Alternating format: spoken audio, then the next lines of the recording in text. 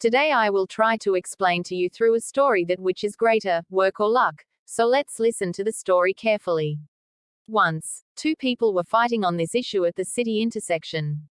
One person said this. He was saying that luck is bigger while the other person was saying that no, it is not luck but work is bigger.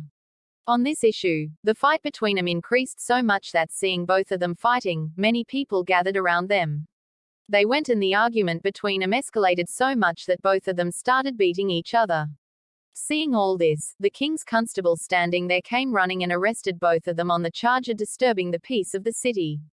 They were arrested and presented in the king's court where the king asked them the reason for quarreling. Then both of them explained the reason for quarreling through their respective arguments. Then the king ruled that idiots quarrel over trivial matters and there ordered the soldiers to take both of them and put them in the dark cell of the prison. When both of them will remain hungry throughout the night, then by morning everything will be understood that which is greater, luck or work, or else it will be understood that we should not fight over useless things. Then the soldiers put them in a dark cell of the prison and locked them from outside.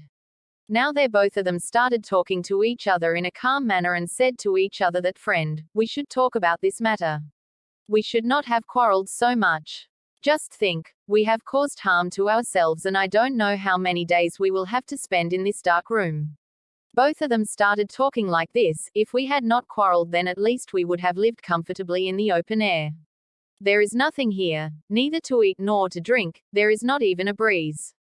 In the midst of this conversation, a person who believed in fate said, friend, whatever will happen will be seen, whatever is written in fate will happen. More than that, nothing will happen. I don't think much about unnecessary things, I just sleep. And he took off the cloth tied on his head and spread it in the courtyard of the room and slept. But a person who trusts his work started thinking that I trusted his words. If I do it and don't try anything, then I don't know for how many days I will have to stay like this in this dark room. I should try something or the other. I should not sit like this without thinking. If I try something, then there will definitely be some result. It would come out. And he started trying. He started spreading his hands on the walls of that dark room. Then while spreading his hands on the wall, his hand suddenly went into a hole made in the wall, where he found a box of matches. He took out a matchstick from it and lit it. As soon as it was lit, there was light in the room, and in the light the condition of the room became clear. He saw that a pot of cold water was kept in one corner of the room and food items were kept in the other corner.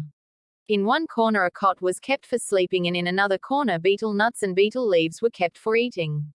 He was very happy and thought that if I do not wake up the person who trusts in this fate and tell him that, look, I achieved so many things when I worked, if I don't tell him this, then how will he believe that work is big and not luck?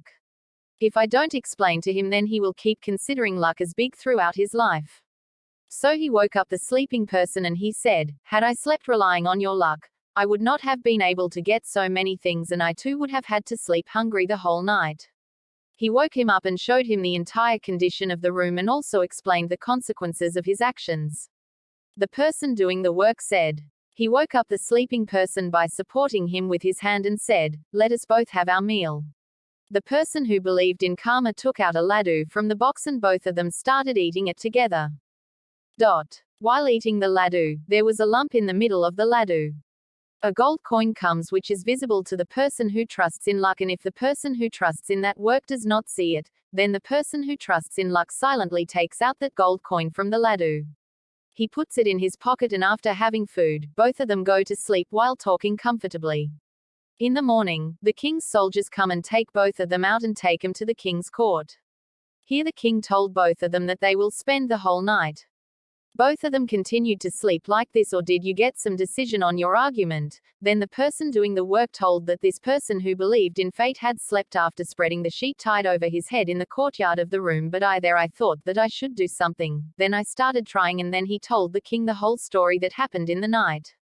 The person who believed in work insisted that if I am like a person who believes in fate, if I had slept, I would not have been able to achieve anything and I would have had to spend the night on an empty stomach, and not only me but this person who believed in luck would also have remained hungry throughout the night.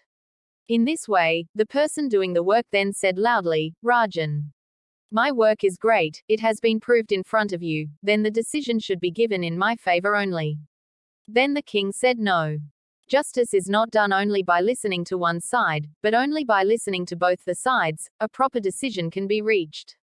The person who believes in luck should also be given a chance to express his views. Then the king gave a chance to the person who believed in luck to also speak and said that you should also tell your experiences. Then the person who believed in luck told the king. Told him, "Respected one, it is true that it was he who had made all the efforts. If he had wanted to, I would not have woken up. I would have consumed all the things alone and gone to sleep. I would not have even realized it, but my fate forced him to think and he did. I also enjoyed all the things that were consumed there, but in the meantime, I got much more than this." All the efforts were made by him, but while showing the gold coin, he said that only I have got this gold coin, not him. He said emphatically to the king that respected, "Now it has become clear to you that luck is bigger than work, so the decision should be given in my favor only." Then after listening to both of them, the king gave the decision that yes, luck is big but without work he cannot succeed, therefore both of you are right in your place and go and live in peace, and also explain to the people that without work luck cannot be successful. We should not sit relying on luck alone, keep trying something or the other. Needed.